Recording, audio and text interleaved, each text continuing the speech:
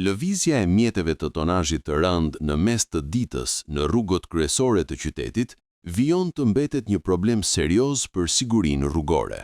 Edhe pse rreziku është i dukshëm, këto mjete qarkullojnë lirshëm në oraret më të ngarkuara, duke u kthyer në një burim të përditshëm trafiku dhe potencial aksidentesh. Qytetarët ngren shqetësimin se kjo situatë nuk është e re dhe se mungesa e kontrollit ka bërë që rreziku të shtohet dita ditës.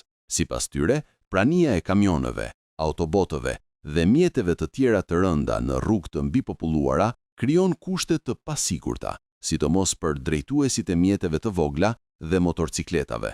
Ata theksojnë se në shumë vende të botës, qarkullimi i mjeteve të tilla është i kufizuar gjatë orëve të pikut, ndërsa në vendin ton, një praktikë e tillë mungon. Për më tepër, sipas tyre, institucionet përgjegjëse, përfshirë policinë rrugore, shpesh qëndrojnë pasive, duke lejuar vazhdimin e kësaj situate pa ndërhyrje konkrete. Në këto kushte, qytetarët kërkojnë masa të menjëhershme për të kufizuar lëvizjen e mjeteve të tonazhit të rënd gjatë ditës dhe për të rritur kontrollet në rrugë, në mënyrë që të parandalohet përsëritja e ngjarjeve të rënda dhe të garantohet më shumë siguri për të gjithë përdoruesit e rrugës.